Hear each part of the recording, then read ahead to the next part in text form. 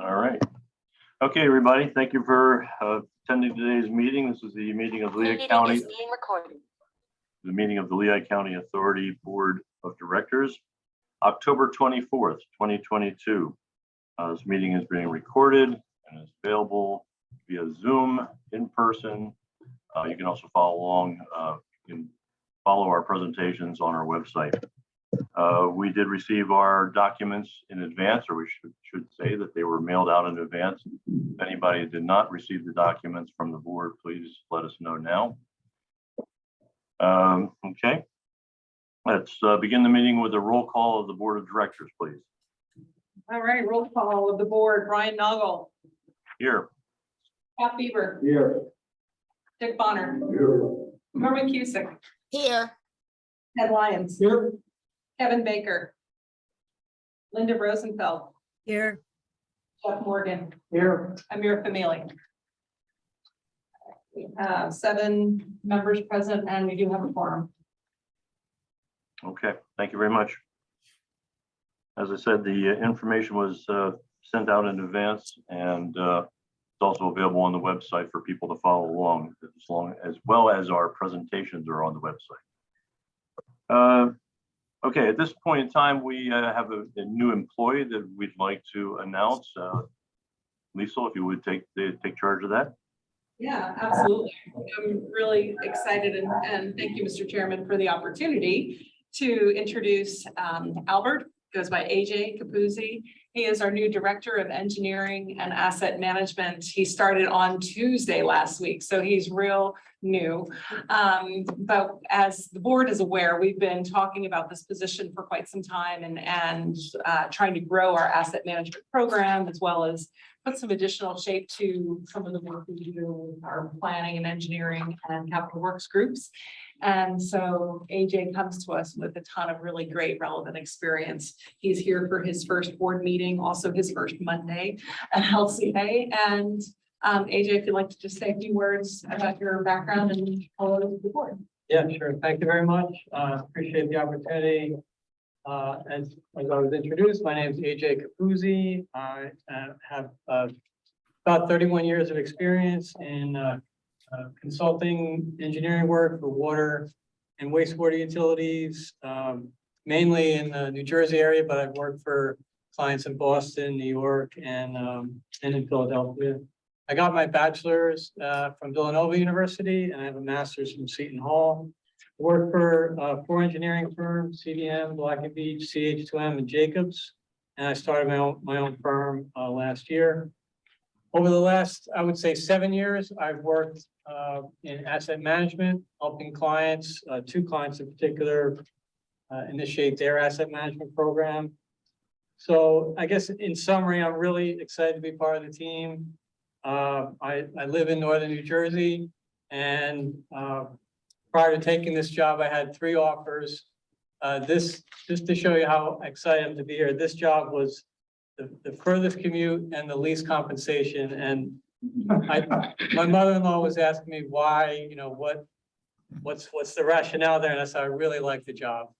And just being here and meeting everyone, I'm really, thrilled to be here and appreciate the warm welcome from everyone, and look forward to working with the board in the days, months, and years ahead. Thank you very much, AJ. Welcome aboard. You'll find that we have 9 directors that approach everything in different ways. So we will always challenge you, and as we do everybody else. Welcome aboard. All right, at this point in time, we'll move on to a review of the agenda and a need for executive sessions. Are there any changes, additions, or corrections? There are no changes to the agenda. I'd just like to point out that the monthly financial report was issued afterward, after the agenda was published. So it has been posted online, and you all have that, and we'll have a presentation for that. So just wanted to be clear about that. No other changes, no other executive sessions planned. Okay, thank you. Moving on to the approval of the minutes from our October 10th, 2022 board meeting. Okay, October the 10th. It talks at the beginning about Brian Noggle entered the meeting. but I never was able to find out when. You know, the only clue I had was that there was a vote taken midway on page 3, where the scoreboard changed from 6-0 to 7-0. So we know that his arrival preceded that. Now, the concise time is up to Brian. If you like to invent a time of arrival. If I could, on the top of page 2, at least on the version that I have, it does note Brian Noggle entered the meeting at 12:15. Does your copy say that or no? Top of page 2? Yeah. No, I'm sorry. It does. That was going to be my guess, 12:15, but you're right, it is there. Well, I apologize to the chairman. And I No really problem. mean it. I really mean it this time.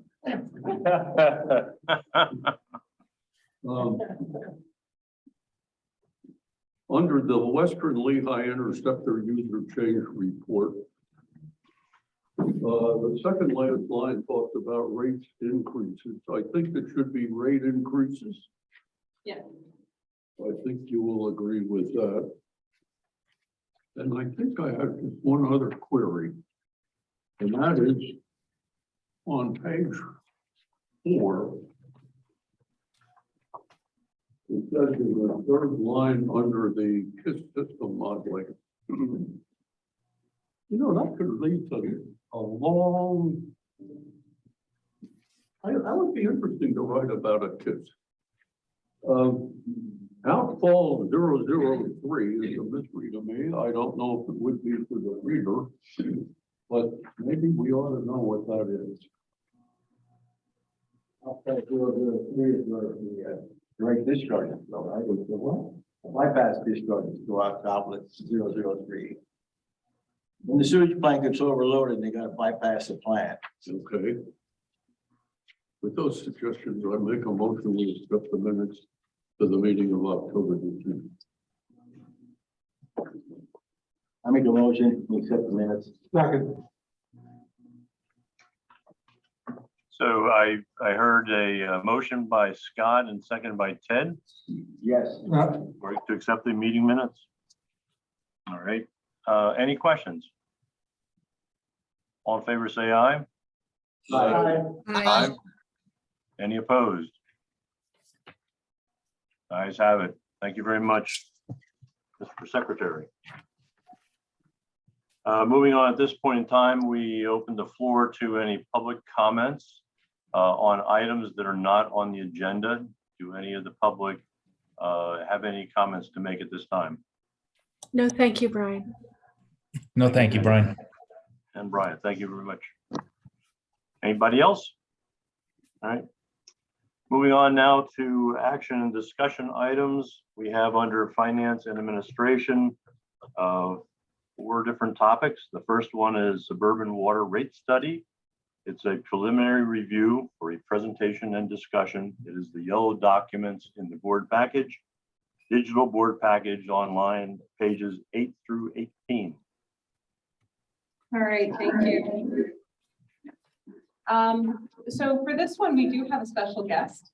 David Bush from Keystone Alliance Consulting is here to go through the water rate study that we did. But I wanted to just kick it off with a couple introductory comments and reflecting what's in the memo on the study.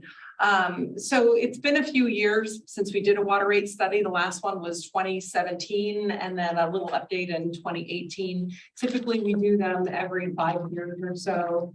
The purpose of the water rate study is to ensure that we're adhering to a cost of service model for our water system, suburban water system, and really recognizing the variety of customer types that we have, ranging from very small residential customers to some of the largest water users in the Lehigh Valley. So making sure that the cost to operate the system flows through our rate structure appropriately to those customers. That's what David does for us with this water rate study. Since the last time we did the water rate study, as the board is aware, a few things have changed in our cost structure. Specifically, the cost to purchase water from the city of Allentown has changed pretty significantly. We did an amendment to the water purchase agreement in 2020 that changed how we calculate what the suburban division pays for water. In addition, we've taken on some additional debt, and we've also really focused a lot of our discussion, even with the board, about our capital funding approach regarding how we pay for and trying to have more of our recurring projects captured within the rate structure. So we've done a few rate increases over the last couple of years that have been higher than anticipated. And was really good stopping point this year with a lower threshold for the revenue requirement included in the budget to do a rate study and make sure the structure is still sound and meeting the requirements of the Municipal Authorities Act. So that's the background. Tee up for David to go through the rate study a little bit and talk about your recommendations. Thank you, Lisa. Yeah. When conducting a rate study, there are a number of goals that come to mind, some that are definitely universal rather than specific to the entity. The number one goal needs to be that you meet the revenue requirements each year during the study period. Not to be altered, that's pretty self-explanatory. A secondary goal would be equity amongst customers. This is basically adhering to the concept of pay for what you use. If all users are paying their fair share, you will produce a sufficient amount of revenue to cover your revenue requirement, thus meeting goal number one as well. A third goal to mention is transition to new rates. Okay, and this is something that comes into play in your situation. Just calculating the rates and saying this is a cost of service rate, magically make it appear doesn't make that the right step or even a practical step at all circumstances. For that reason, or the reason behind that is at times your cost of service will shift. Lisa mentioned a number of issues that have changed. Some impact the cost of service more dramatically than others, but cost of service does change from year to year as you add customers or as your customer mix changes, as your revenue requirement increases and the cause of that revenue requirement increase, as well as just change in water use patterns. So all that factors into the actual cost of service calculation, but you also need to keep in mind the fact that we are dealing with customers who like a little bit of predictability. They like rates that are smoothly increases rather than big, bold increases that are going to dramatically impact the customer. Albeit you may be moving toward a point where you're having that customer pay exactly what their fair share of the cost is. The reality is it's going to impact the other customers if someone gets hit with too large of an increase all at once. So keep that in mind as we go through this. I'll go through the exhibits behind Lisa's memorandum, if you'd like. The first table is table one. It's a two-page table. This is a projected revenue cash flow under present rates. And what we do is we show the operating expenses and escalation of those expenses due to growth and inflation. We show the capital expenditures. We don't show the detail for 2023 through 2027. While those numbers have been scoped out, it does change from year to year and the actual mix will change. So we didn't provide the detail there, but we did show the base year 2022. But we do have total numbers in there. So the capital expenditures budget ranges from, a low point of $3.6 million in 2027 to a high point of $6,751,000 in 2023. Another aspect of the capital, or something that extends from the capital, is the use of available funds and borrowed funds for the payment for that capital, which we have done, and we show the net capital expenditure budget, which is an effort in part to make those things level out a little bit, because again, your capital expenditures do impact your cost of service. Below that is the debt service. The debt service, we show no future debt anticipated during the study period. We do show the retirement of debt, the interest expense. We also have a line there for coverage. Coverage is a requirement that you have on your debt. You are expected to have a certain amount of coverage to meet your rate covenants with your trust indenture. But also there are covenants beyond that, or not necessarily covenants. There are requirements beyond that that the financing agencies like to see you, the rating agencies like to see you at a certain level. We have factored that in. So that is shown there as the coverage expense. That is, in a sense, not a cash requirement, but a requirement of the authority so that you can keep your bond rating where it is and you can be an attractive borrower and ultimately save the ratepayers money by borrowing funds when necessary at the lowest rate possible. We then show the total revenue requirements, including the debt. On the next page, we show non-operating revenues, which are subtracted from that revenue requirement to come up with the net revenue requirement. And then we show the operating revenues. Again, these are the operating revenues at present rates.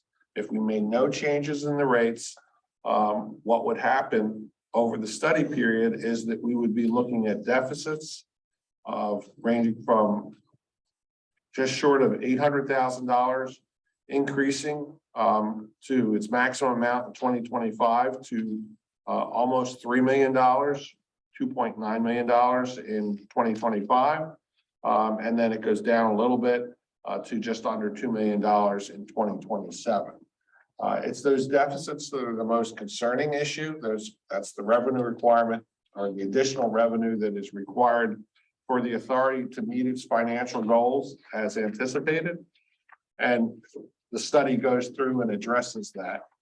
I'll step back a little bit. The next page, figure 1, is what I generally refer to as the spaghetti diagram. This just shows the finances working through the rate model for 2023.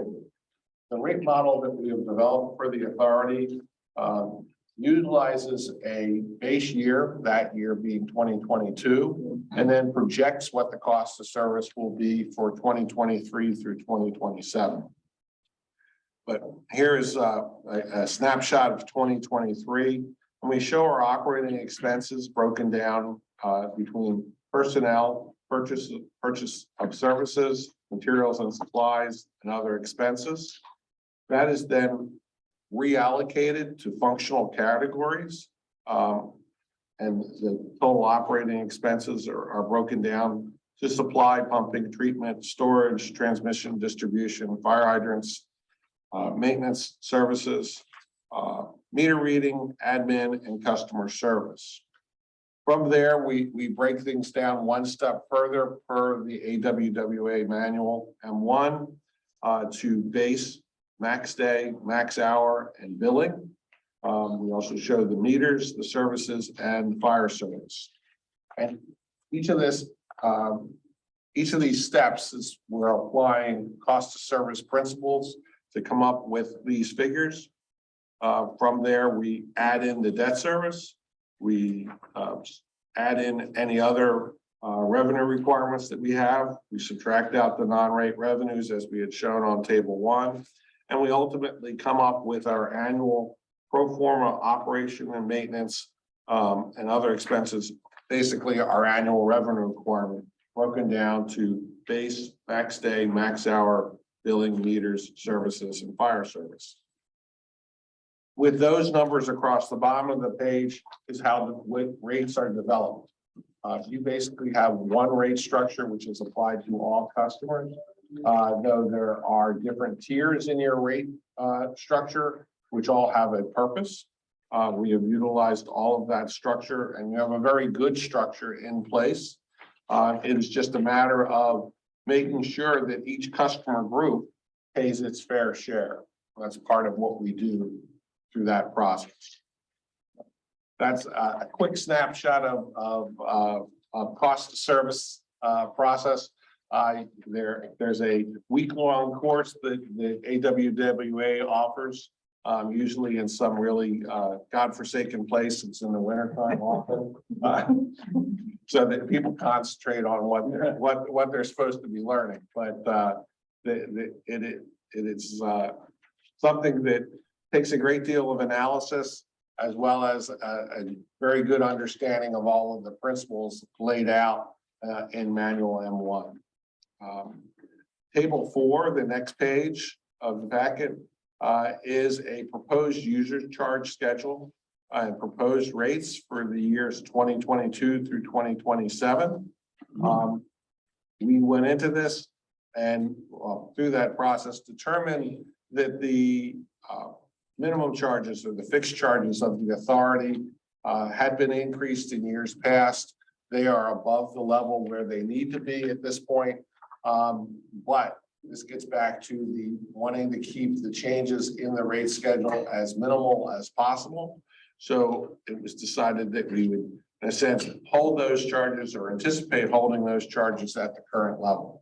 So none of the fixed charges have been adjusted during the study period. The bulk of the changes are in the volumetric charges, where you can see the annual projection of what the anticipated rates will need to be during the rest of the study period. And the usage charges surely go up on regular increments. How the authority chooses to implement that is really up to the authority board. There can be annual adjustments which will meet these goals, or there can be other adjustments that would take into account not just the current year or the next year, but the following year. That is all up to the board. Generally, because of inflation, the costs increase each year. Sometimes there are ups and downs within that, but these are the proposed and calculated rates which we would recommend. Below that, we have shown the private fire service charges. At this point, those are also held constant through the study period. In addition to that, we have the public fire protection charges. At this point, we do anticipate seeing increases in the public fire protection charges each year, though those are limited. I believe it's 5% per year. This is 4% per year. But all of this and all of these rates will produce and meet the goals of the authority. That is shown in table 5, similar to table 1, but this is table 5. The expenses and all of things from page 1 are identical. Page 2 is identical for the non-operating revenues. However, the operating revenues would be based upon the calculated or proposed cost of service rates shown for 2023 through 2027. In each year, we are meeting the revenue requirement. There is a insignificant deficit of $10,518 in 2023, and then another deficit of $8,253 in 2025. Those are minimal amounts given the scope of the authority. And I will also point out that those, if every one of those numbers was 0, you would be just fine. Because again, we have the coverage factors built into the revenue requirement as part of the cost of service process. So your goal is 0, and I know that might be a little bit concerning to someone, but you are actually producing a surplus there. We show the debt service coverage along the bottom to ensure that we are meeting our coverage requirements on the debt. And then the last 4 pages of the analysis are the present rates versus the proposed rates for the year 2023. We show the quarterly consumption in 1,000 gallons on the left-hand side. We show the present rate calculation, what the dollar bill would be. We show what the proposed number would be. We show the dollar change, and we show the percentage change in the next column. On that first page, we show the 5/8, 3/4, and 1-inch meters. On the second page, we show 1.5 through 3-inch meters. And the last, third page is 4-inch, 6-inch, and 8-inch meters. And then finally, the 10-inch meters are shown on the last page. Now, that's a rather quick run through of an awful lot of effort on the authority staff to provide all of this information, to work with us to analyze where we are in the analysis and ultimately come up with what we think is a very implementable plan for the rates in the future. There is a thick stack of paper that one could go through if you wanted to see all of the tables and exhibits and the appendices of the rate model. Sure, the calculations are all there that back all of this up, but we try to make this into a presentation that can be digested. Are there any questions that I can address? Thank you very much, David. Very thorough analysis, and you explained it very well. I have a question with regard to page 6 at the very bottom, the debt service coverage. What is our requirement? Is it 200% the way it appears there, or is it something lower than that? So the covenants require on the suburban side, debt service coverage requirement of 1.10. That is in the indenture. As we talked through all of the financials, we all have realized that we have chosen the 1.20 as our minimum threshold. And in this case, you can see that we are surpassing even our internal threshold by a significant amount.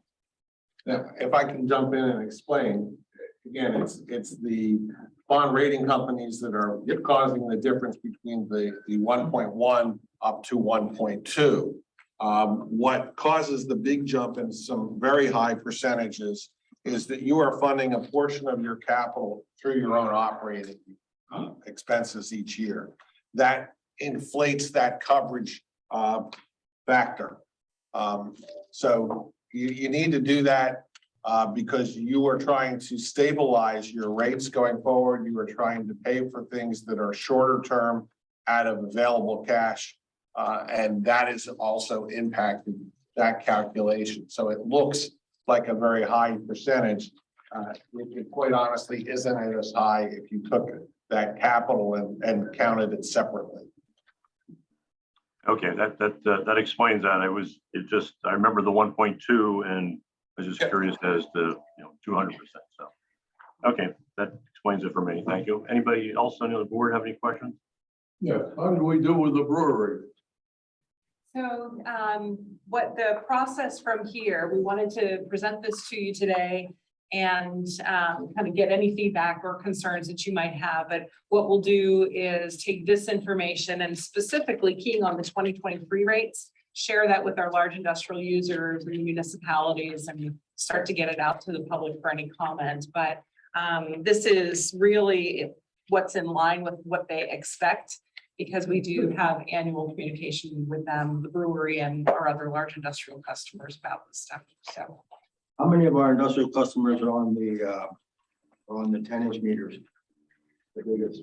there's a few. Our top 10 customers are using 6-inch, 8-inch, or 10-inch meters traditionally. The brewery has a 10-inch meter. Any other questions from the board? All right, thank you. Go ahead. If I could, just to be clear about the process with what we're doing today. Today was an opportunity to hear more of the details from our rate consultant about how the rates are calculated. And then, as I mentioned, we'll start communication on rates. We've already started actually, put some information on our website, but we'll do some proactive communication with our customers now. And then what we'll present to you next meeting in November will be the rates shown in the 2023 column for adoption. And then we'll look at it each year as we go through the budget process, as we always do. But for 2023, what's shown in the rate study for 2023 is what we'll propose for adoption in November. So no action today. Have the municipalities seen these rates? Not yet. Yeah, Yep, either later today or tomorrow, they'll get all the information. have they indicated in advance how they're gonna react to these rate increases? These rate increases are really pretty reasonable this year. Last year was a much more significant increase where we did more like 18 to 22%, depending on the customer. These are really in a pretty reasonable range between 0% to at the very high end, about 9% for some of the very large users. So I don't anticipate a concern, and then keeping the fire hydrant fee down at around 4% will be, and that's below the inflation rate right now. So I think that it'll be reasonably well received. Thank you. Thank you. Yeah. Thank you, David. Thank you, Lisa.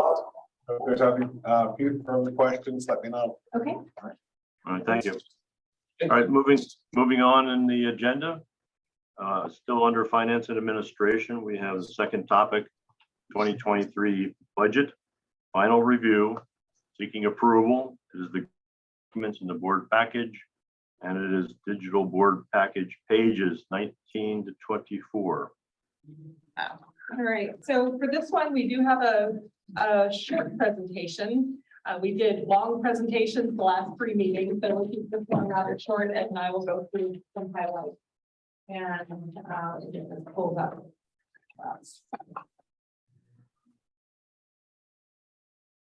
Presentations, all of the presentations for today were posted to our website and also shared forward in advance. So that's good to go. So today we are seeking approval of the budget, and Ed, we'll kick it off with timeline. Yeah, I thought it would be good if we could take a look at when we start this thing and when we finally end it. It becomes a bigger animal than you think sometimes. We actually kicked this thing off in July,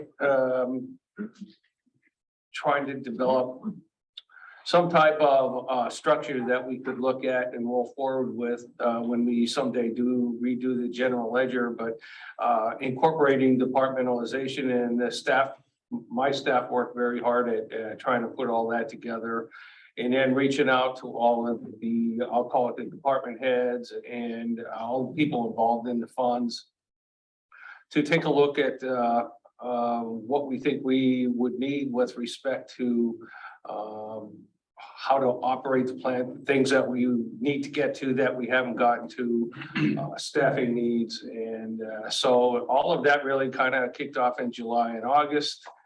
On September, we came to you with our first presentation, and that was on the 12th, where we introduced our thoughts about the strategic planning that Lisa will cover a whole lot more in depth than this part of the presentation, where we started to tie these strategic imperatives associated with the plan in terms of budget dollars. And we talked about inflation, we talked about some other issues with respect to capital spending and borrowing.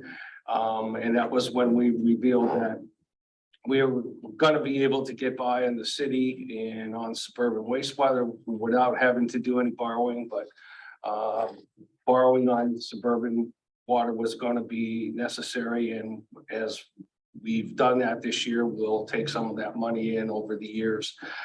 So we talked about that. And then on the 19th, we came back with all the full-blown interpretations of the economic conditions, and then the cash flows, where we went into a great amount of detail on each fund, talked about the operating revenue needs, the operating expenses, the effects on operating expenses, comparisons to prior year, comparisons to budget in terms of where we were in at spending levels. And I think we did a very thorough job of laying out where we really are.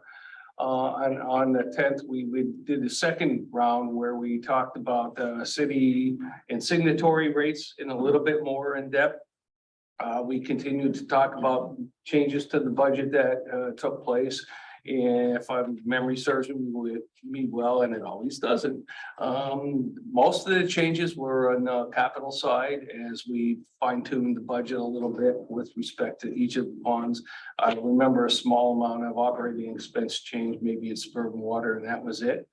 And so we're here on 24th of October, where you have just heard in a great amount of thorough detail what our expectations on the suburban water rate are, and we are looking for final approval. And quite frankly, there has only been a small change. We'll get into that in terms of one fund. And so next would be adoption of the budget. Then on the 14th, we'll come back with presentation or proposal on the water rates, and hopefully we'll get that approved. And on January 1, we'll throw everything into effect. I mentioned the change. In essence, there was only one change to the budget pack. Liesl added the executive summary to the pack. In between the last pack and where we are now, which is almost in print form. The only change that went to any fund was the pretreatment concerning the pretreatment plant and O&M contract with Jacobs, where we had originally put $6.1 million of spending to them in the budget, and we revised that to $6.4 million. So we had an impact of an increase in expenses of $256,100. Like I said, we had just used preliminary inflationary factors, and upon a great deal of retrospect on inflation, particularly with respect to a certain class of materials such as treatment chemicals, biosolid disposals that have exceeded even what you would call a normal flow of inflationary rates. We thought it was necessary to go ahead and do that, and that was a result of us looking at it, and also some feedback from the pre-treatment plant operator as well. So we went from 6.1 to 6.4. I have a question on that. So in the memo, it said about the organic loading increases from Boston Beer and the waste haulers. Would that be somewhat offset by higher strength waste surcharges also going up too? So Yeah, so the increase in the cost side is like the easiest thing to point to. It's one line in the budget, but that will also have some impact on revenues from Boston Beer, revenues from the waste haulers, and and some other impacts throughout. So we didn't want to issue you all of the pages that may have changed. We wanted to give you this information and give you the summary that kind of rolls everything together. okay, thanks. Yeah. Good. Yep. All right, so I'll jump into just a few highlights, and this is repetitive of what we talked about before, so I'm not going to spend a lot of time on it unless you have questions. As Ed mentioned, back on September 12th, I guess it was, we were together and spent quite a bit of time talking about our strategic initiatives and how that would roll into the budget that was really in its early stages at that point. So we went through these four main areas within our strategic plan and what our additional needs were to move those initiatives forward for asset management. Process improvement, again, that's really focused on the Venus software re-implementation project, water and sewer capacity, and operating.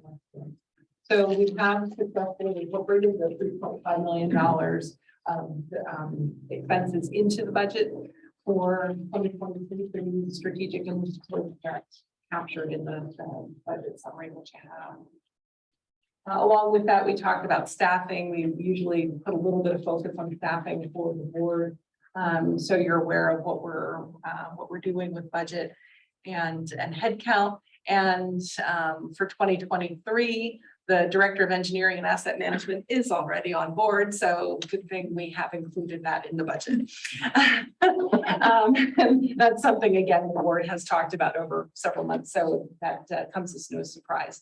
We have 2 additional positions that we're planning to add next year. One is a plant operations compliance technician to support our small systems program. And then a training coordinator in our human resources department. So between adding those 3 positions, doing some temporary staffing to support succession planning and the Munis project, and filling our vacant positions, we will bring our total head count up to 174. And that's what's included in the budget proposal. As we go into rates, we have spent over the last couple of meetings some time talking about rates. And I mentioned to you or discussed last time about the city division rates that are going up about 9.8%. That's a combination of the by formula increases that are included in the lease agreement, as well as some capital cost recovery charges and how those change. Comes out to a rate impact of about 9.8%, average residential customer impact of $19.55 per quarter. That's for water and sewer combined. For suburban water, we just looked at the rates that David Bush reviewed, and the overall revenues going up 5.5%. The rate impact, as you saw in his report, will vary from customer to customer, but the average residential customer impact would be $4.30. That's water. And then at the last meeting, we also talked about suburban wastewater and how those rates are derived. We have about a 16% increase going in there. Again, those are derived by municipal agreements, and the actual impact to customers will vary depending on the municipality and how they incorporate those cost changes into their rate structure. Question. Yes, sir. You already answered this question, but I've forgotten the answer, so I'm going to ask you again. The city division is going up 9.8%, which includes water and waste. Mhm. Suburban is going up 5.5% water. I guess my question is, the average Joe Blow customer in the city is going to see a 9.8% per quarter increase. What will Joe Blow see in suburbia? Well, they're going to see 5.5% from us on the water side, Right. and we don't know how the municipalities will incorporate that 16% on the wastewater side. So that's the part that is really not up to us to dictate. So I mean, it could watch out to be roughly 9% for everybody. We don't know. But it will, Lower Macungie, Upper Macungie, all the municipalities that use our system will have to incorporate that 16%. And we have no sense of that. Not at this point, no. Thank you. Sure. What I do have for you, this is the graph that I think everyone looks forward to seeing when we kind of try to compare where we are across the region. And what this graph shows is where LCA's current rates are, well, the proposed rates for 2023 and how that compares to other communities. So it's kind of to your question, Ted, these 3 bars reflect the bulk of our suburban water customer base. So Upper Macungie, Lower Macungie, and Upper Milford, plus the township's rate structure for sewer at their 2022 rates. So these yellow bars, these 3 yellow bars could go higher if those townships increase their the sewer portion of the rate. Again, this is a water and sewer combined total annual bill for an average residential customer using 5,000 gallons a month. We see the city of Allentown, they're going to be a little over $800 a year in 2023 based on the proposed rates. And then we have some other areas of our system that have higher rates. These are 3 smaller sewer systems, that because of the nature of those systems, they're further out, they have their own treatment plants. Those rates are significantly higher. And then at the far end, we have some communities that have some significantly higher rates. The two on the end are communities that receive water service from Pennsylvania American and Aqua America. So overall, the bulk of our customers are in these three yellow bars, as well as in the city of Allentown. And I think still really providing a fair value. Is there a reason you don't show everybody's name over there? It's really about our rates rather than other people's rates. I just put the three major cities in there, city of Bethlehem and city of Easton, as well as to show where the private for-profit rates are. I certainly have that information. We wanted to show that. I was just curious who the cheapest was. Yeah. We have a couple boroughs in the Lehigh Valley that have not increased rates in quite some time. So they tend to be in the smaller boroughs tend to be on that low end.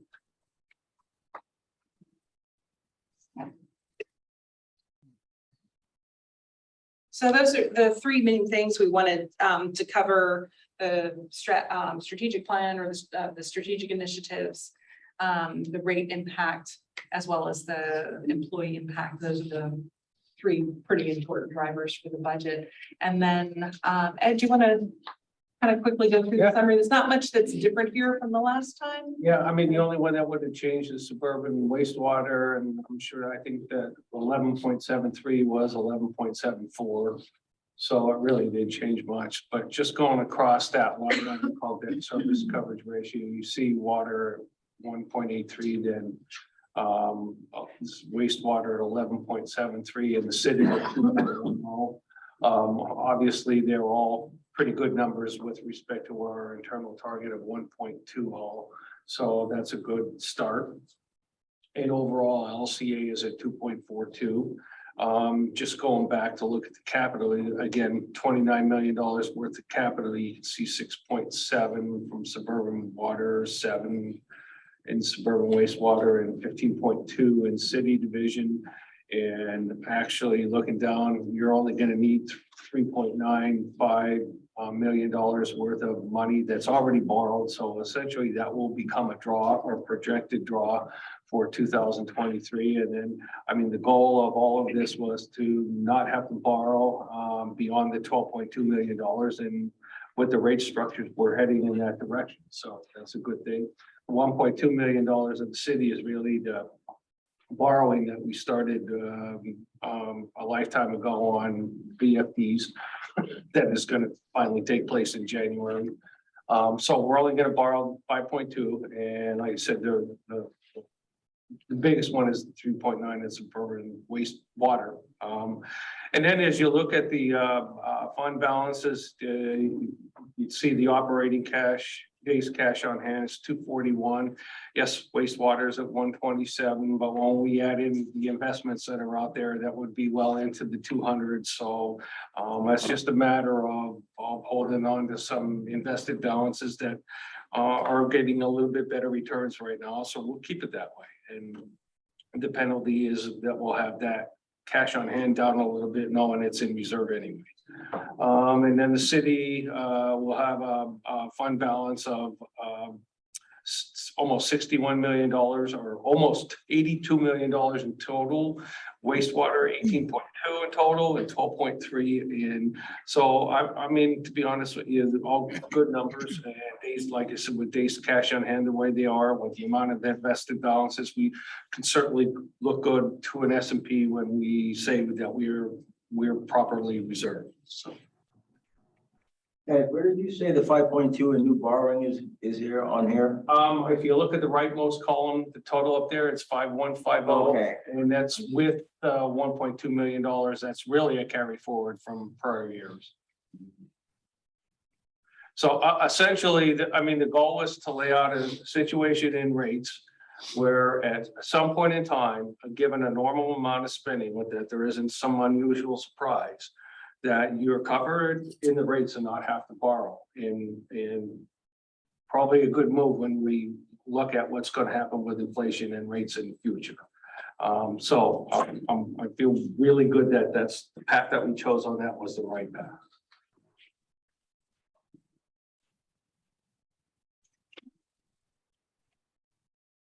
Lethal, have we had any feedback from the city on that proposed rate increase for them? The city has reviewed, again, those rates are by formula. So they've checked my math and looked at everything, and they have provided feedback that everything appears to be in line. So we're good there. And they're on the call as well if they wanted to comment about that. I have a question. It's off subject a little bit, but that's all right. If someone were to say that our cost of doing business is X and our rates are Y, and I looked at the city of Bethlehem, it was the lower rates than we do. And someone said, why is that? Why does a customer in Bethlehem pay less than a customer in Allentown? What would be the couple of the big line items there? Well, not knowing Bethlehem's budget, it's difficult to answer that specifically, but some of the things that I would look at would be their debt service. And, you know, we have a pretty significant debt service that needs to be covered by the city division because of the lease bonds. That would be one thing. The other thing is we don't know how the city funds their capital program. If they do more borrowing than we do and have less built into their rates, they could have potentially lower rates now. And, you know, that kind of has a compounding effect over time. We also don't know the level of their capital investment in terms of how much they're doing repair and replacement of their assets. Thank you. Mhm. So kind of just looking ahead, we once had a whole lot of stuff in the future. Now we're pretty much done.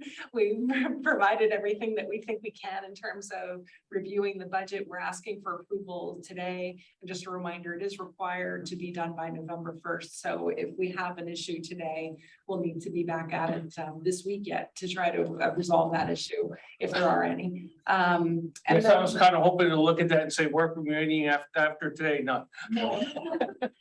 I think the rate adoption is an important component. So we've talked about rates a few times, and then we'll come back to you in November with a more formal request for adoption of the rates so that we can put everything in place that needs to happen.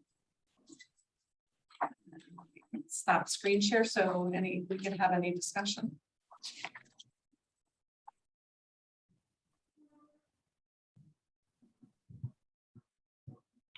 Lost everything. I move we approve this, the water rates. So Linda, just for clarification, today we're asking for approval of the 2023 budget, and we'll do the water rates next time. Oh, okay. Liesel, you can hear Brian here. We can hear you. Liesel, Brian, can you hear us? I can hear you. Can you hear me? Yes, we can. All right. So when you dropped off of the screen share, it looks like it dropped my video or something. We can see you. All right. Let We me. can see you and we can hear you. Let me try and figure. Well, okay. Let's move on then with. We need a motion and a second for approval of the budget as presented for the 2023 budget as presented. Who would like to make that motion and second? I sort of did the water rate study.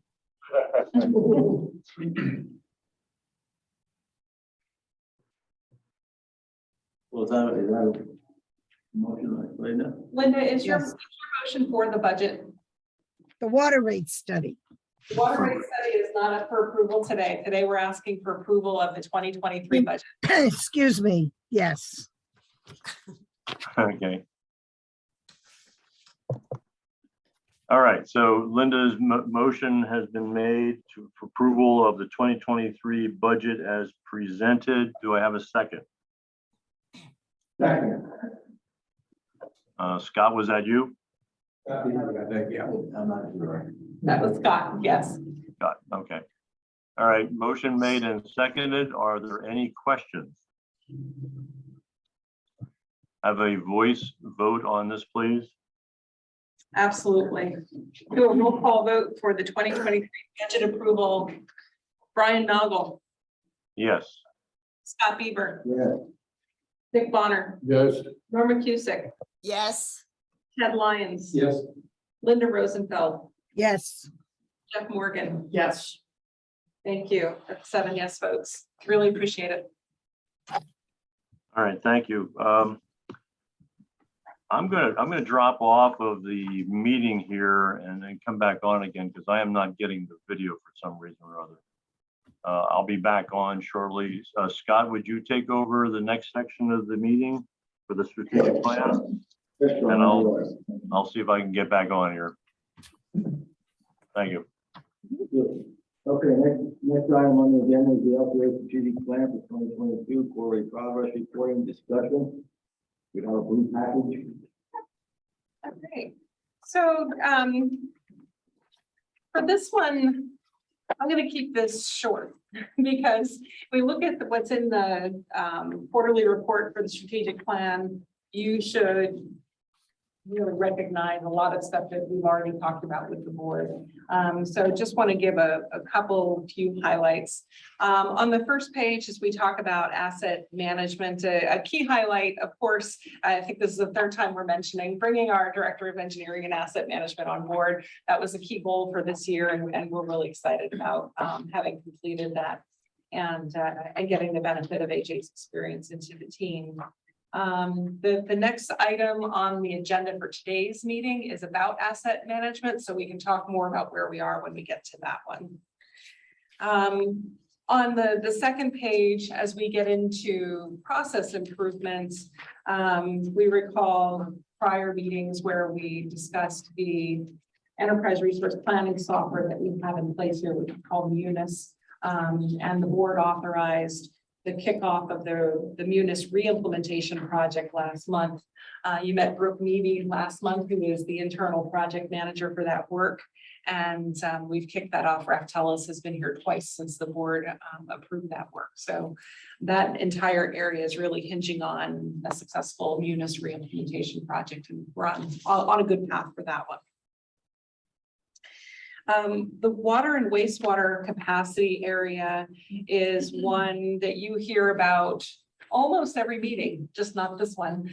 With Phil DePoe. Phil is on the call today on Zoom today, but normally he's here in person presenting lots of details about the Pines Island Sewer System Capacity Program. So I feel like there's a lot here that you've heard about and are well aware of where we are. The other pieces we haven't talked as much about are the water supply study and the pre-treatment plant master plan. Those are two projects that Phil is working on that will be done roughly by the end of the year on target.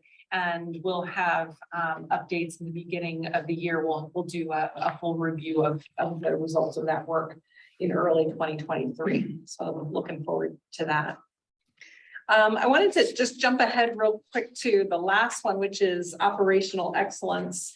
And to just highlight again, these are things that we have presented to the board. So there's not a whole lot new here, but I think we're making excellent progress on some projects like the large diameter valve program in Allentown and the theater project in Suburban. We talked about in the budget presentation about the need for staffing to support our small systems compliance program. And that's really going to help us out in 2023. So the area that I wanted to just spend a little more time on relates to employee engagement and safety. And we don't talk about that with the board as much or as often because those are more internal staff programs that we implement, and we're not asking for board authorization for big dollars for that work. But it is really a critical part of our strategy, and I think important to highlight the work that we're doing there. And it's really about a mindset and a focus that we have with our employees. During the last quarter, We had really good sessions with our managers and employees and beginning to develop some ideas and thoughts around how to enhance our engagement with our staff. And I really am pleased to say that in September, we were able to have our first all employee in-person meeting since 2019. And that was a really fun and dynamic event, getting everyone together at the same time and same place to talk with each other and get to meet each other. Got to meet a lot of employees that we haven't met before.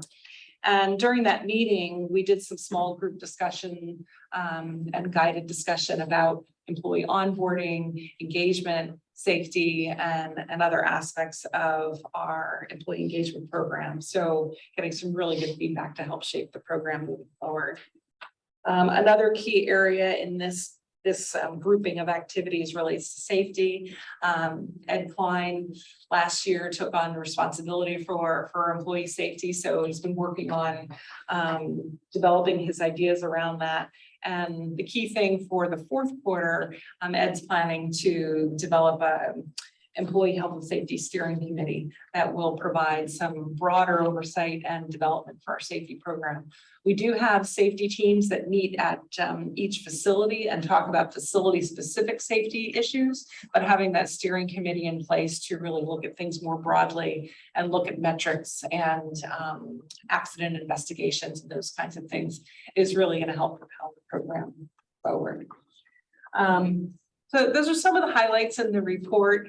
I think these are 4 areas that are really important for 1, 2, 3, 4, 5 areas that are really important for the organization. And appreciate the board's support and attention on those. Anyone from the staff who's working on any of these areas want to make a comment about those particular areas or any board questions? Now's the time. Did you have anything you want to say?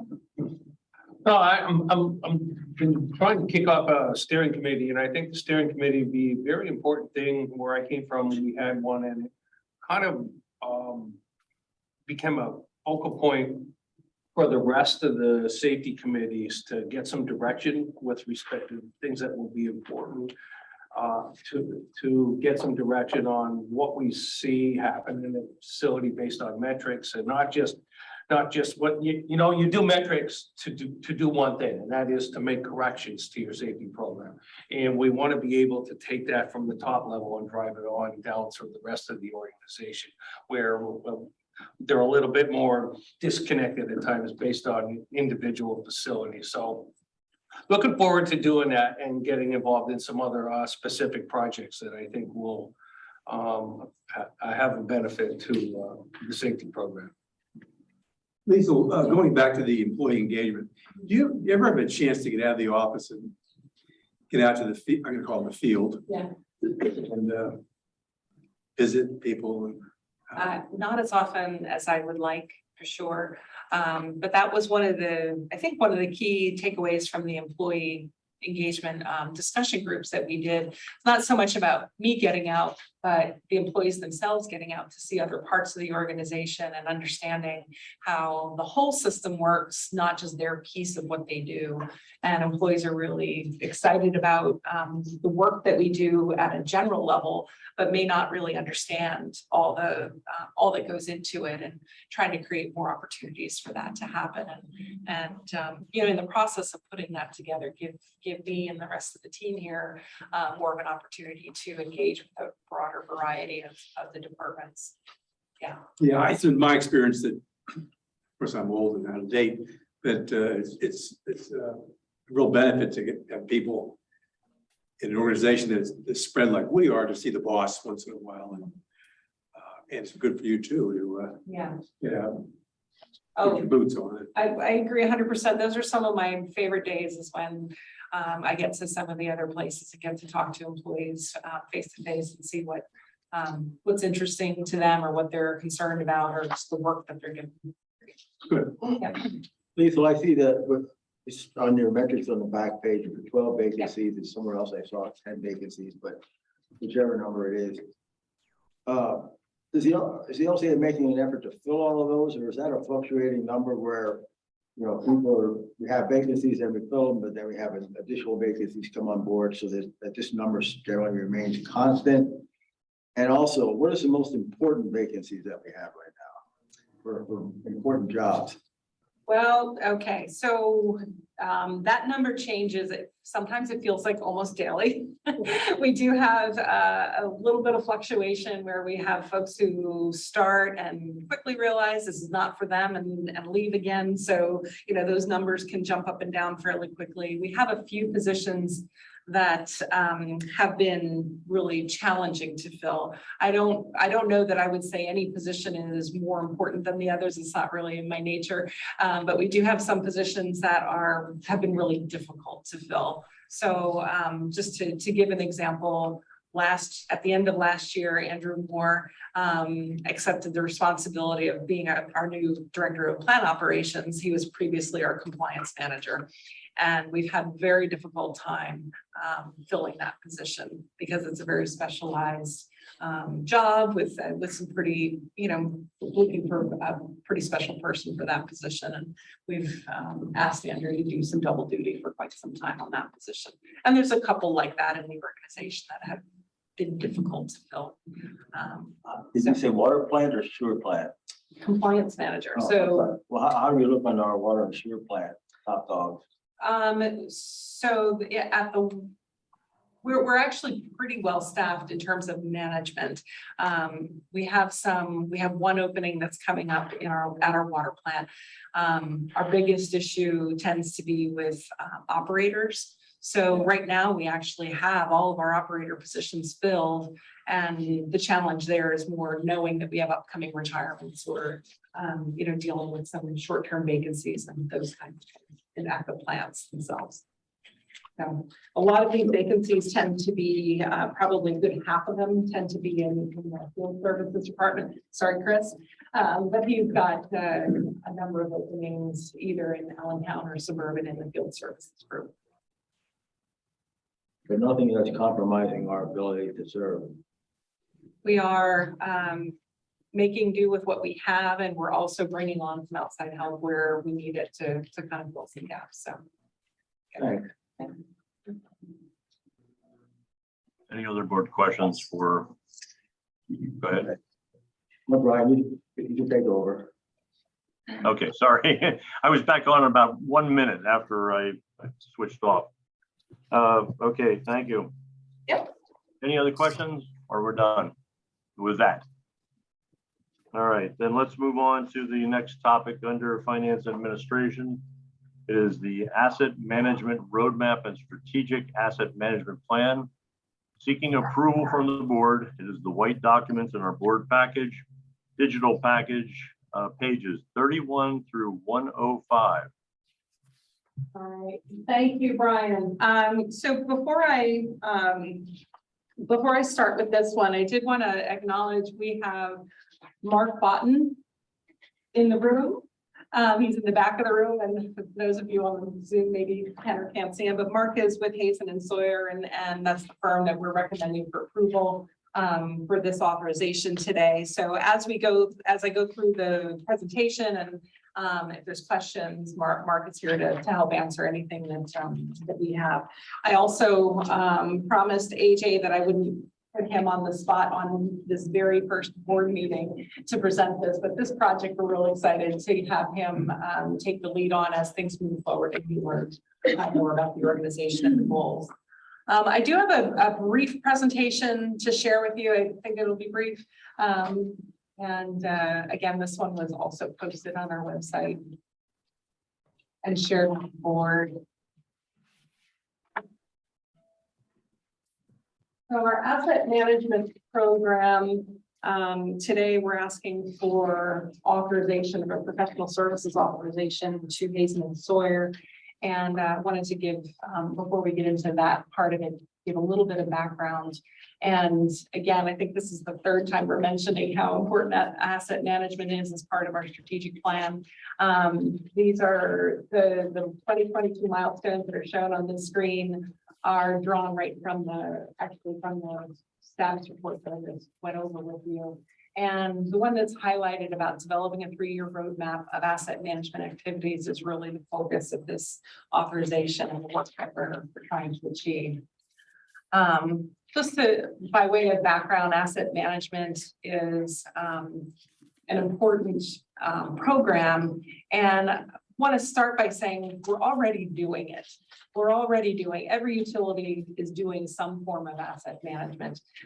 It's a matter of how integrated and comprehensive is it, and how much does it support your overall strategy and your decision-making ability. So what we're trying to achieve with asset management is on the diagram, this is one you see fairly frequently.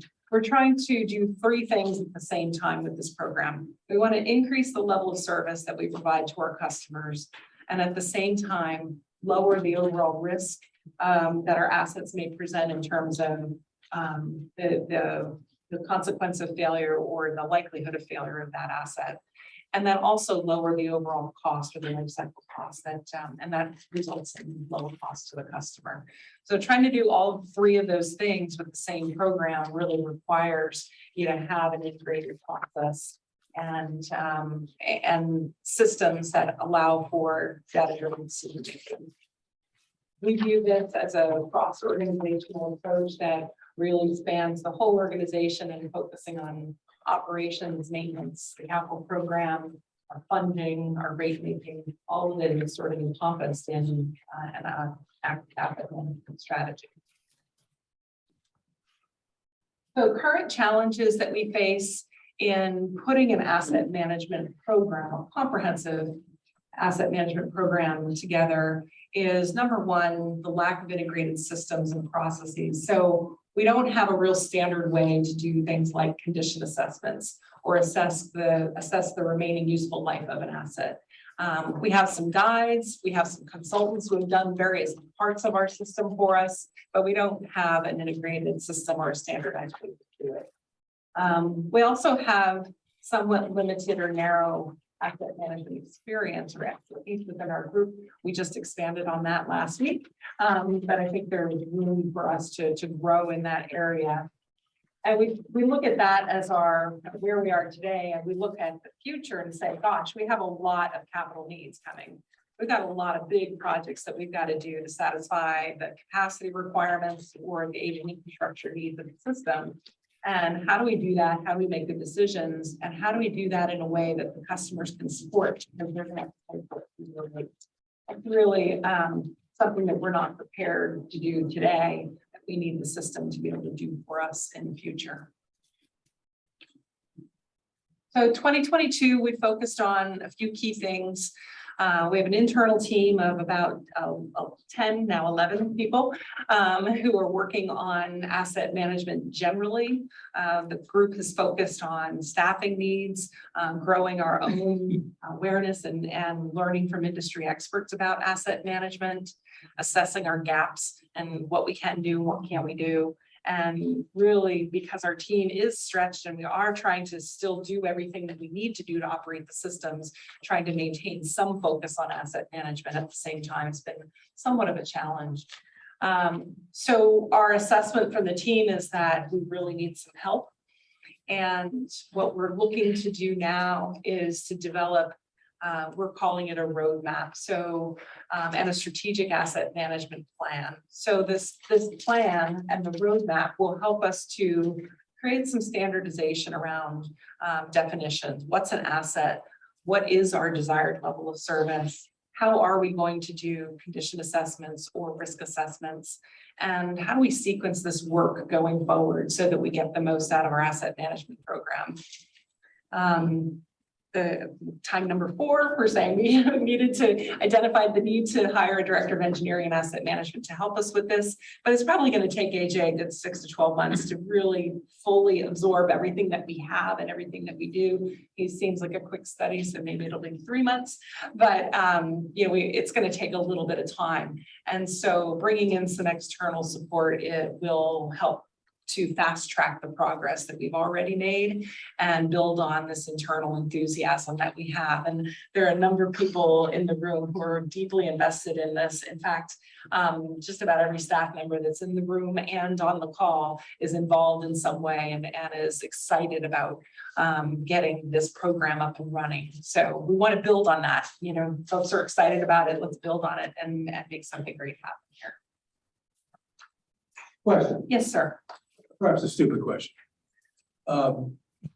Give me an example of an asset and how it would be, what would it look like being managed? What does that mean? Going down the weeds, pick something up, I don't care if it's a pump or a piece of pipe or whatever, what would it look like? Sure. So I think the easiest example is the water distribution network. That's an asset class. So we have a network of water pipes in the ground, and we have data in our system about the material and the age and those kinds of things. But if we build into the program a condition scoring system or risk assessment, then we know these pipes or these valves that are associated with these pipes are really critical to serving portions of the system, whereas other pipes are maybe smaller and more neighborhood centric. So we might treat those types of pipes differently in our system. And as we build in maintenance data, where are we having main breaks, where are we having sinkholes, where's the age of the asset becoming a risk factor, then that can help us to develop our prioritization of when we replace, what type of maintenance we might do, areas that we might spend more time or focus on leak detection, et cetera. And putting that all together as using data, we can be more efficient at managing the water network. Chris, did I get that right? Good by me. But ultimately, you know, it's all about how we take care of the stuff that we already own, right? We have these giant pumps that push water through our system. As long as we're doing the proper upkeep and maintenance of these pieces of equipment, it can extend the service life of them. If the expected service life of a pump is 20 years and we do the proper maintenance every 6 months like we're supposed to, we're addressing the bearings and everything else that we need to, we may get 25, 27, 30 years out of it. You know, on top of what Liesl had mentioned was, what if one of these pumps is direct feeds into the system that the hospital sits on? That increases the risk of it going down. So it would increase our eyes on that part of the system as well. So, you know, getting all of these components together will ultimately allow us to make better LCA-wide decisions on how we spend our capital money, not just on individual pieces of the components and all these master plans that we have. We're looking to kind of coordinate and mesh everything together to have one large Lehigh County Authority plan to help us move forward. Thank you. Yes, sir. There's a lot of passion in this room about it. I picked on Chris because he gets real excited about this stuff. But I think that one of the challenges, especially that we have, is, you know, we asked Chuck to carry a pretty significant heavy load in terms of completing projects and prioritizing where to spend the money that we have. And we don't have data to help him with that decision making. We don't know if we're spending the money on the right things at the right time. We might have good prioritization within one asset class, like the water distribution network, but how do we compare that to the risk associated with a pump at the water plant, or you know, various assets at the wastewater plant, trying to do that more systematically or globally, holistically. That help? Mm-hmm. So in August of 2022, this summer, we issued a request for proposals, and that was developed by our team to go out to selected consultants. And we did things a little different with this one, where we asked for team consultants to come in and meet with us, and gave them the opportunity. They weren't required to, but gave them the opportunity. 4 of them did take that opportunity and really explore with us what our needs are, and give us a chance to meet the team and get a feeling for what it would be like to work with that team. And then also understand their expertise and what they would be bringing to our table. So as I mentioned, there's 11 team members who are some part of that process. And it's really a little time consuming, but really dynamic set of meetings that we had. Some of the key attributes that we were looking for, I think the first two are real important technically, wanting to have industry best practices and leadership in the industry related to asset management. We want that here because we don't have it necessarily across the board. So bring that to the organization. And then recognizing that our GIS stands for Geographic Information System, and our CityWorks system, which is our maintenance management system. Those are the two technology platforms that we rely on really heavily for asset management, and wanting to have that expertise with the consultant that we would select.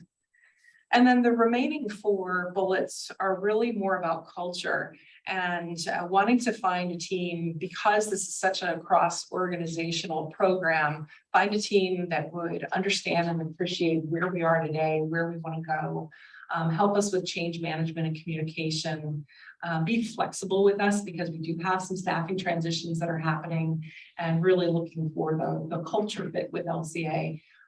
For a project like this, we really feel that's a critically important component. So our recommendation is to move forward with Hazen and Sawyer as outlined in the budget, or I'm sorry, in the memo.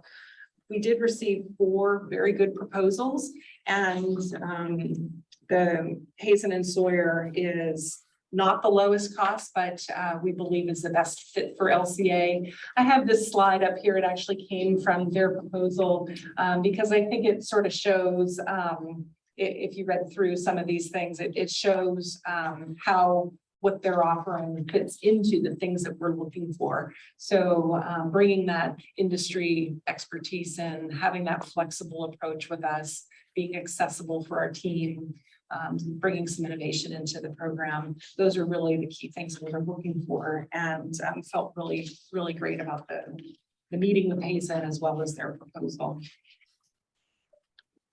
So some key deliverables that we're looking for from this project are really the building blocks for the program and setting LCA up for success in asset management. So this is really foundational stuff where we want to do things like developing a policy around asset management, building that roadmap for the implementation, formalizing our methodology for calculating remaining useful life.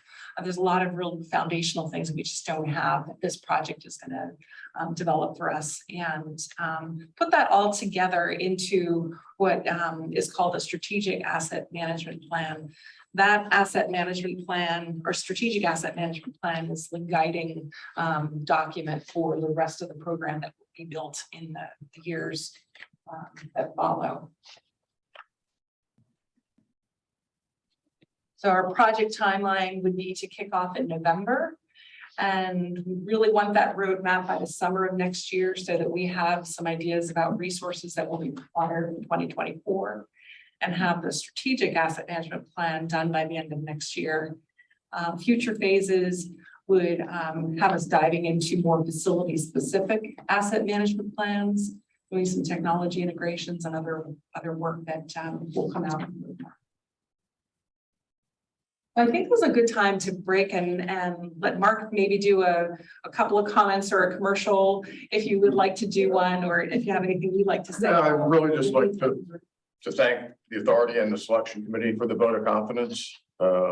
As pointed out on the one slide, all Hazen works on is water and wastewater infrastructure. So there's an ability to leverage a lot of expertise within the firm, and we've assembled a great team of folks that all they do is practice asset management.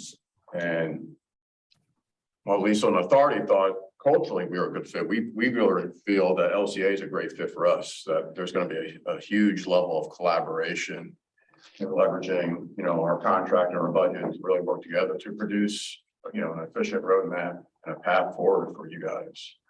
I mean, based on one of the previous questions, one of the other takeaways from asset management is for an authority like yours to proactively spend money as opposed to reactively spending your money. You want to, analyze your data, and you want to leverage the excellent staff that you have and all the data so that you're spending your capital dollars wisely. and not reacting to emergencies. But really leveraging your staff, your institutional knowledge, and then leveraging the expertise of Hazen and Sawyer so that we can collaboratively work together for a great long-term plan. So I'll do the commercial. For Okay. Mark. I've known Mark and I've worked with Hazen for like the last 10 years. All the projects that we've worked on have been very positive, very successful. So Where are you from? The office is based out of Philadelphia, but we're a national firm. And our culture, there's one profit center. So some firms have to rely on keeping people in a certain office busy. That is not the case with Hazen. If there's an issue or problem, it's easy for me to leverage and get the answers that are necessary. A question, Ed, is there some way to take the output from this system we're gonna put in study and tie it into financial, right now, we depreciate stuff on a straight line basis or whatever. Is there at some point an ability to integrate the two things we're talking about here and show this actually in terms of budgets and projections? Oh, I'm sure there's a way that you could take that data that's produced by asset management programs and incorporate that, especially when you're getting into useful life of an asset. I mean, there are certainly some assets out there that do not end its useful life in a straight line manner and tend to be more I'll call it accelerated upfront versus back end. So I can envision that there's got to be some type of data and a set of feedback that could certainly make its way over to the financial books as well, instead of just the standard calculation. Thanks. I also wanted to, before we get into board action or anything like that, offer AJ the opportunity to offer any initial 1 weekend type comment based on this. And to just preface it by saying we were lucky enough to have AJ's review of the proposals before we locked in with Hazen. So that was good timing on. Yeah, I mean, I think the way you've laid this out is smart. You have a lot of different asset classes, you have a lot of different facilities.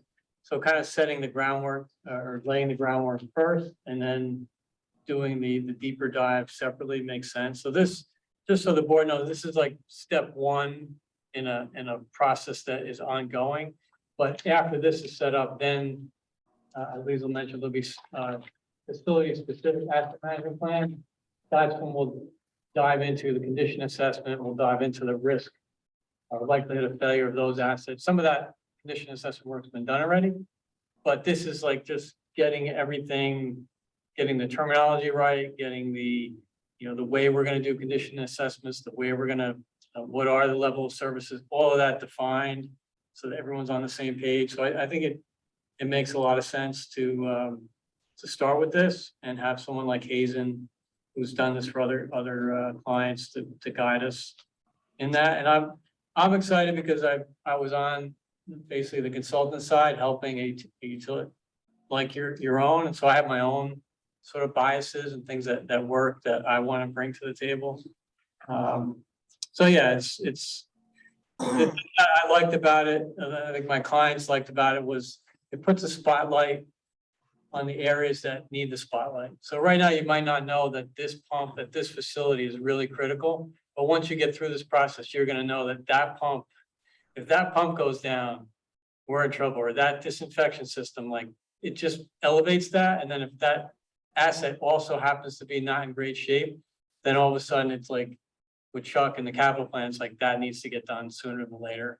So you don't have the emergency repairs and it's a really good process. It just takes time for everybody to get familiar with the way of doing things. But once it's implemented, it's really a great tool. This is Brian. How does this correspond to what's been discussed at the state level about asset management plans and stuff like that? I know you've been involved in that. Is this going to reflect all of that, or are we already ahead of that curve? So Mike is referring to Senate Bill 597. that is water quality accountability / asset management program. That legislation is a little more narrow than what we're trying to do here. So that legislation focuses on a few key asset classes. It says you have to have an asset management plan, which we will have as part of this project. We also could say we already have it with a capital plan. That's a form of an asset management plan. But then that legislation dives into greater detail on your replacement frequency for water mains and for large diameter valves and for meters and a couple of other key things. It's a little more narrow than what we're doing here. But if that legislation is passed, we'll be able to respond to that without an issue. Thank you. Brian, you were going to ask a question. Yes, this is a question for Mark. Can you describe the tool that will result from the overall plan and how that will be used by our people? Will it be a computer program, spreadsheet? What do you envision as the output? There's quite a few tools that'll be used, and actually a lot of the tools are already in place. It's more about there'll be spreadsheets and data, but it's also using the CityWorks and other programs that the authority already has, and more standardization, developing consistency and a roadmap going forward. And we will be able to integrate that into our existing systems. I'm hoping not to see a whole separate system by itself that requires licensing and annual payments, those kinds of things. No, I don't believe that's the case. A lot of it's leveraging what you already have, and it's more about leveraging what you have and the consistency moving forward. And as AJ mentioned, standardization and across facilities and really effectively using the existing tools that you have. Okay, thank you. So the request for today is just for one thing, which is professional services authorization for Hazen Sawyer in the amount of $283,878. We are doing this project or this work under our budget category of special study. And that's in our general or internal service budget. So this is not a capital project. There may be future capital projects that come from this work, but that's where it is in the budget. And as we talked about previously, it's also captured in the 2023 budget proposal. So we'll start doing some of the work this year, and then the bulk of it will be in 2023 budget.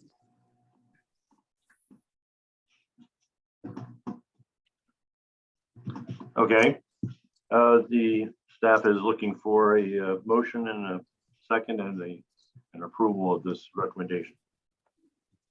I'll make a motion.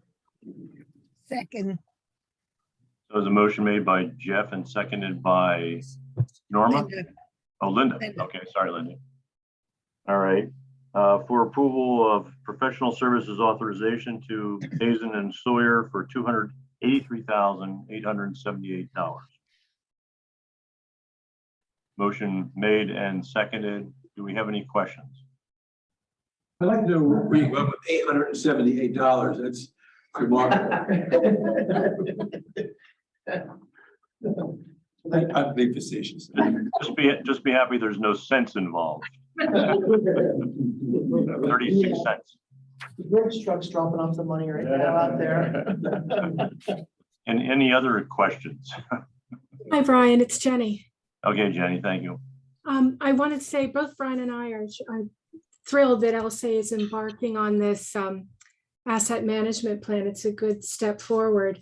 But I wanted to emphasize something that Chris Mon said, noted that about taking care of the asset with regular preventative maintenance, that will extend the asset life.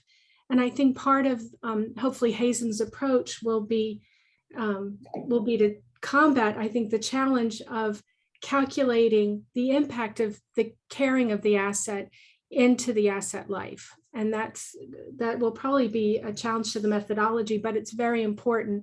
And as we've noted, caring for these large pieces of equipment does extend their life. Okay, thank you, Jenny. Any other comments, questions? All right, we'll have a voice vote on the recommendation, the motion and second. All right, voice vote on the PSA to Hazen and Sawyer. Brian Noggle, Yes. Scott Bieber, Yes. Dick Bonner, Yes. Norma Cusick, Yes. Ted Lyons, Yes. Linda Rosenfeld, Yes. Morgan. Yes. Thank you. That's 7 yes votes. Appreciate All right. it. Thank you. Thanks, Mark, for some clarifications there. Appreciate that. All right, moving on now, we do not have any items under water or wastewater. We do have next the monthly financial review, second board meeting of the month. September report was distributed at a later date. We did receive that electronically. And let's see, that would be, go ahead. I guess it's Ed's turn to talk again. I'll put your presentation. Okay. Okay, so we'll talk about September. We'll start with income for the month. Actually, LCA was on the positive side, water was positive, wastewater a little bit on the negative side. City division was $2.4 million on the positive side. Good news is across forecast, all three funds were better than forecast. So we ended up in total $2.4 million higher than forecast. In terms of cash flows, kind of the same picture. Water and city division were on the positive side. Wastewater was just slightly on negative. Overall, we're positive at 1.7 million. Again, the same forecast variance. All three exhibited favorable variances to forecast. So in total, we're up $773,000. In terms of year to date, we'll go back to the top where we're looking at income. Pretty much the same thing again, but water was positive, wastewater was almost $1 million negative. City division was $8.1 million, altogether 10.1. But against forecast, we were all good, varying degrees, with city up by 1.9, LCA up 2.4 in total. Cash flows really exhibiting the same thing as net income, with water good, city good, wastewater on the negative side, but everything good with respect to forecast. In terms of the debt service coverage ratios, all numbers there are better than the internal target of 1.2, and actually all of them are favorable to the forecast so far. So where we think we look like, and we've been kind of holding this to complete the budget, so we've been not really changing this as much as we usually do. We will get to embarking on Q4 forecast very shortly, but overall, we're at $6.2 million in income. You can see on the water side, they're all wastewater and city division are all positive. There's only one negative variance in terms of compared to budget. That's on the wastewater side on income, and that's due to lower operating revenues and lower system charges. Cash flow statement, all three are good. We expect all three to be on the positive side. But on wastewater, we'll be a little bit more than $500,000 behind budget. Water will be good, city will be good. It's all together will be up compared to budget.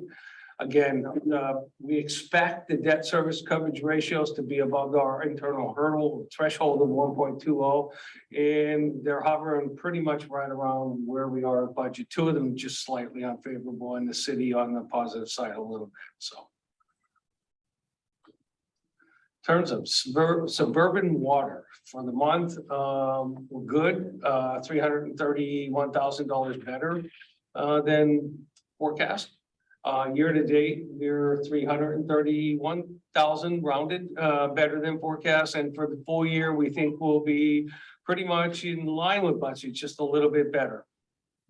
In terms of the net variances year to date, on the income side.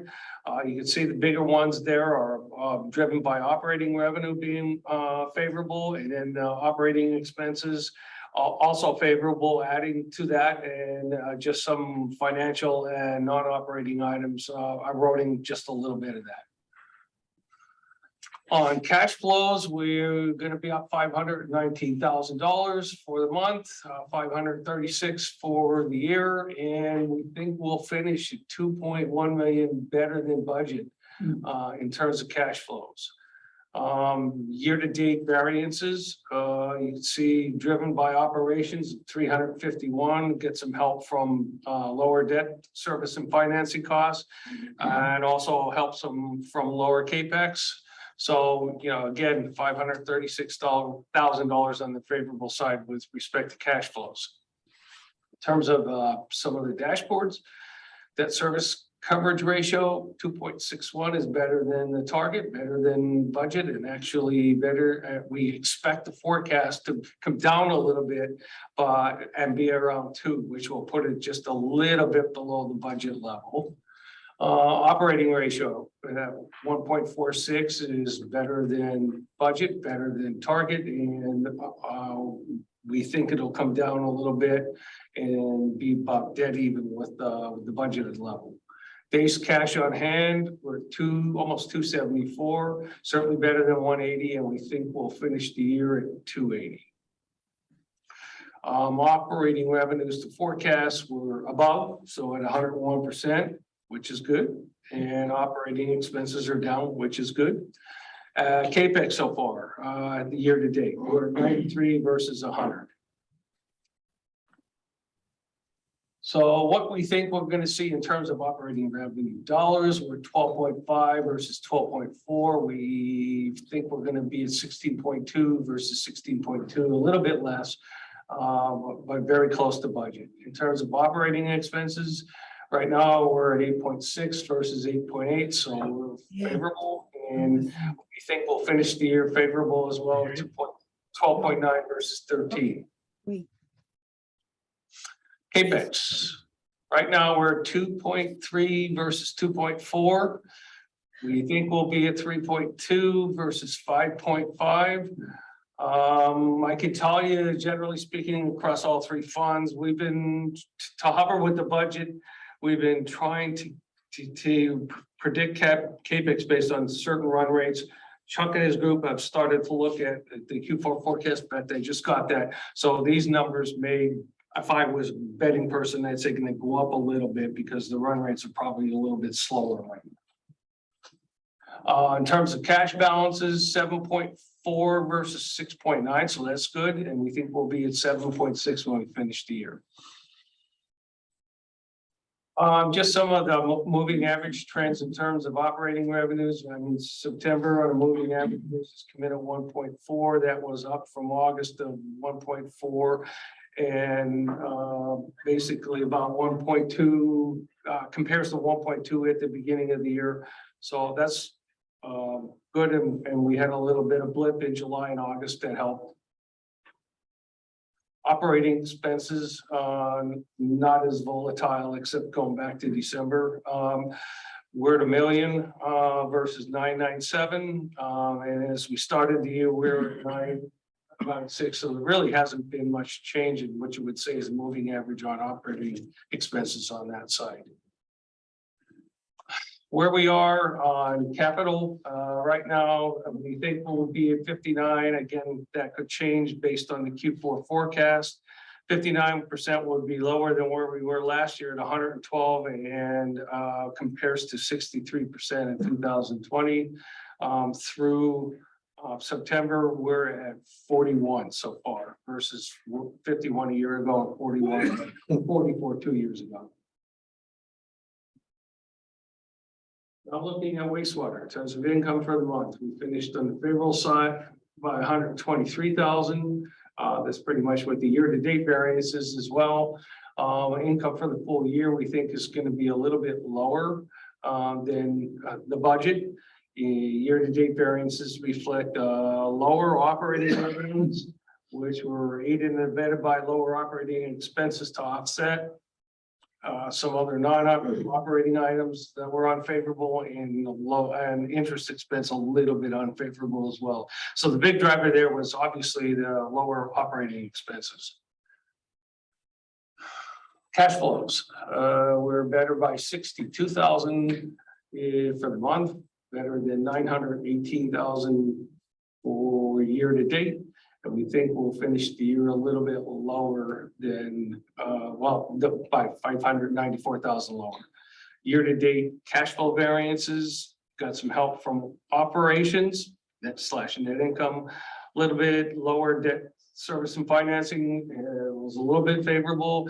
And the bigger number is we were favorable on the CAPEX side and favorable on the investment side as well. So the big driver on the positive cash flow variance year to date is obviously the CAPEX and cash mobs. 7.06 in terms of debt service coverage ratio.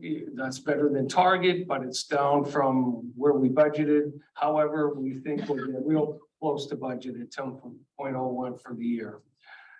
Year to date operating ratio less than 1 year to date. So we're missing target right now. We're missing lower than budget. However, we think that will climb to 1.06, and that would put it just a little bit below budget, but better than our internal target. Days cash on hand, we're at 136, which is lower than 180. Again, we've maintained our invested balances without converting them to cash right now, which would generate some income. We think we'll get to 292 by the end of the year, so that'll be good. Operating revenues, this would be a little bit slightly unfavorable at 99%. Operating expenses at 97.5 is good with respect to target, and CAPEX right now is 80.8% versus target of 100. So, Ed, so if I'm understanding the slides correctly, the last ones of these, Great. CAPEX is lower in both cases because of supply chain issues and projects being slowed down, or? Partially, Jeff. I can tell you on the suburban water side, it's lower because the forecast did not include the recently authorized main replacement project in suburban. So that's $2 million of spending between now and the end of the year. So that accounted for the less than 60% figure that was on the last bar graph on the prior slide. In this slide, some of it's Act 537 work with respect to the budget for that work, and some of it is, like you pointed out, supply side stuff with slowing up projects. Okay. Ed, would you remind us all what the operating ratio is? Operating ratio would be nothing more than the operating revenues divided by the operating expenses that also includes depreciation and amortization. So your goal is really to be a little bit better than 1. In terms of operating revenue dollars, we're 12.2 versus 12.4, so down a little bit. We think that will be a 20 versus 21. So we're expecting that to finish a little bit lower than budget for the year. Hence, that's why the net income and the CAPEX or the cash flow are down a little bit as compared to full year. Operating expenses were 12.9 versus 13.2, which is good. We think we'll finish at 18.9 versus 19.3. That's good. CAPEX right now we're at 2332 versus 2399, so we're not far apart from where we thought we would be. And we think we'll be at 2.8 versus 2870. Again, that could change when they start to look at more details and projects that are out there just for the last 3 months. Unrestricted cash 4.7 versus 3.8, and we think we'll finish the year at 10.2. And to be honest with you, that's quite a jump. So I'm already starting to see a little bit of risk in that. So in terms of operating revenues, we're at 1.4. We were kind of just down a little bit from August, and we're at 1.6 at the beginning of the year. So the trend is on the good side. And I'm trying to think of going back to, and we started January at 1.5. Wastewater operating expenses, a little bit more flat. We're at 1.6 in September versus 1.6 last month. We started the year out at 1.6, so this one's a little bit more in tune on a moving average and more flat. Year 2022, we expect to be at 98% with respect to budget. We were at 108 versus 2021 and 97 the previous year. Where we are at September is right now we're at 81%, which is obviously higher than where we were a year ago and 2 years ago. City division, net income, we think we'll be at we are $1.9 million better on the income side. Year to date, we're at $1.9 million better on the income side. And for the full year, we think we'll be at $1.4 million. Where we are in terms of year-to-date variances, 1.7 is really coming from operating revenues. And then the rest of them have added as well. Operating expenses, non-operating, and interest expense are all on the favorable side, and that's aided that and abetted that. Cash flows, $191,000 better month, 191 year to date. Cash flows for the year, we think will be up by 3.5. The variances year to date reflect higher cash from operations, also lower debt service. Now eroded a little bit by higher CapEx, but made up with on high other investing incomes. Metrics, debt service coverage ratio 2.27. That's obviously better than target, better than budget. We think it'll drop to 1.81. It'll still be good with respect to targets. Year-to-date operating ratio 2.08, which is better than both targets, budget and target. We think we'll finish the year at 1.69, still be better. So far so good. Cash on hand 243 versus 180, and we think we'll be at 286. Year-to-date operating revenues, almost 105%, so we're 5% better than our target. Year-to-date operating expenses were 99, so we're a little bit lower than target. And right now, year-to-date CapEx is 111 with respect to target. Total operating revenue dollars, 39 million versus 37, good. We expect the forecast to be at almost 51. So that should put us just a couple $100,000 lower than budgeted against 50 million. So that's not bad. Operating expenses 18.7 versus 18.8, so we're favorable. And we think we'll finish the year favorable at 30 versus 31.4. CapEx 5.9 versus 5.2. Year to date, our full year maybe 7.9. And again, we have some better numbers to look at, so we'll incorporate where they're going to go in the last 3 months that we might not have had a good flavor on. So, but we're saying right now 7.9 versus 11.3. Cash, we're at 16 versus I don't know, we're 1.5, but that don't look great. That should be 15 million. So we should be 15.9 versus 15.645. And the full year forecast has 18.6. So I missed that bar somewhere. And the trends in terms of operating revenues, we went from 4,090 to 4,170. We started the year off at 3.9. So we're kind of a little bit better than where we started the year off on the trend, 12-month rolling average.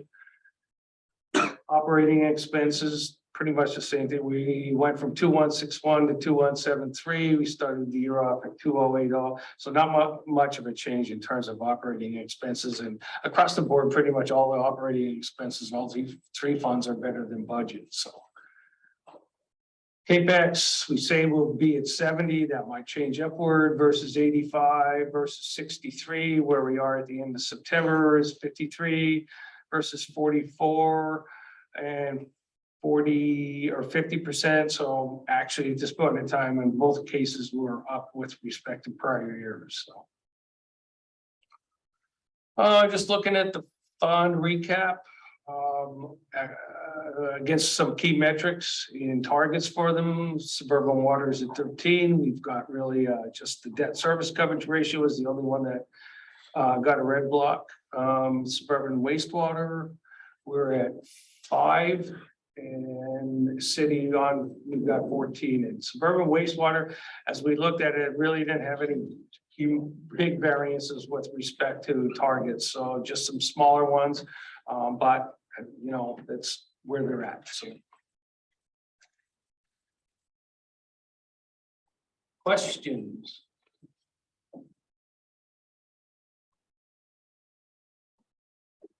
So we'll be doing a Q4 forecast that'll extend across operating expenses, operating revenues. Like I said, Chuck's group has done CapEx that if I was a betting person, I'd say some of the capital is going to go up. We'll see where it goes, and then we'll see what the year looks like, since we're not going to be holding to what we use for budget numbers. Okay, thanks, Ed. Any questions from the board? Any other questions? All right, thanks, Ed. Moving on. Next topic on the agenda is the monthly system operations overview. Digital board package, page 106. Andrew. All right, thank you and good afternoon. In front of you, you have the September operations report. As far as water production and wastewater treatment goes, there's really no major highlights. We're really back in the ranges of our system averages for the year. And that's basically just getting back to the fall weather and not having high water usage. Down in precipitation, we received 3.47 inches of rain in September. The good news is the DP has lifted the drought watch as of last week, I believe it was. However, with that, we did receive a pretty substantial storm on September 13th and 14th, which put Heidelberg into bypass, which we bypassed about 50,000 gallons. In main breaks, there were 2 in Allentown and 4 in the suburban division. We did have 1 injury, which was due to an employee trying to open up a valve cover with a screwdriver. He ended up slipping and cut his finger. There were 2 emergency declarations. 1 was in the Allentown division. At the water filtration plant, we have a 30-inch line coming from our wash water tank. During a little trial period, we did discover a leak in that line. The issue with that was it was very close to the building, so we were pretty concerned about structural stability of the building with the leak being so close to it. So that was repaired in early September with an estimated cost of around $45,000. In the suburban division in Clearview Farms, we have 2 wells in that system. Well 3 being the big producer. That well did end up going out of service, which had to be replaced immediately, which was our second emergency, with an estimated cost around $20,000. And this sort of goes back to the whole asset management thing where this pump was in there since about the early 2000s. It was an older pump. It ended up dying. It was only a 5 horsepower pump, but it was extremely critical for the system. So the other well in that system was not able to keep up with water production. So we did end up having to haul water in from one of our suppliers to keep the reservoir levels at an adequate level so that we could continue service. So there was no boil water, but it was a very critical fix that needed to be completed. We did have 1 boil water advisory in the Mill Creek division, and that was in early September, and that was due to a power loss and another generator failure. Once that was corrected, service went back online. Other than that, the only other major topic was the smart ball project. I don't know if you wanted to comment on that at all. It went really well. We're waiting for the final report.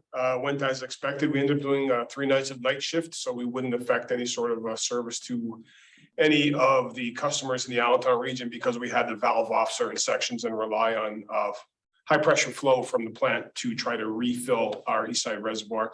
But we saw no issues. So I think the whole DNC team in the city is really excited to see what the report produces. Other than that, if there's any questions, I'm curious, how much water did we have to bring in to prevent that flow advisory? it honestly wasn't too much. I'm gonna say around 15,000 gallons, 12,000 gallons. It's a very small system and I think it's only about 10, 11,000 gallons of water used per day.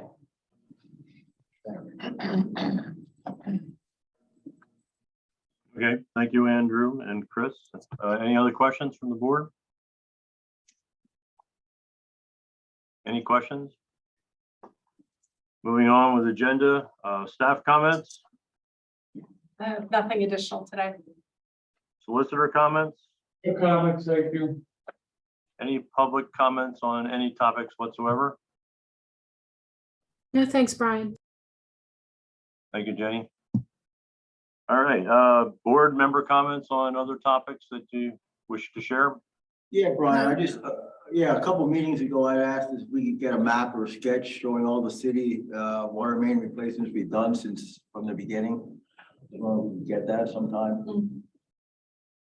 Yep, we'll make sure that is distributed. I know that it's on Chuck's radar. I'm just not sure of the status. Yeah, okay. Yeah, because you had authorized the cycle 7 and 8 prioritization project. And I think as that comes together, then we'll have the full picture and making sure that. It'd be nice to see all the work we did. Yeah. There was somebody else that had a comment from the board. Linda? I have a question. I don't know if he's still on, but there was someone else on the board that was on the call. Jamie Keener, Director of Marketing. We all got a chat from Bookhart Horn in York. Why was he interested? So, Linda, we have a number of consultants who regularly attend our board meetings. We have a couple here, Mason Beck and Herb Hickenbotham are here today. And Jamie was just a name that we didn't recognize, so we asked him to identify himself. Okay, I just wondered, I mean, I recognized the other names that were on. I just didn't recognize this one. Okay, thank you. Any other questions, comments from board members? How about those Billies? That's great. Okay, anything else? All right, then this meeting of the Board of Directors is adjourned. Thank you very much, everybody. Stay safe. Thank you. Thank you, Brian.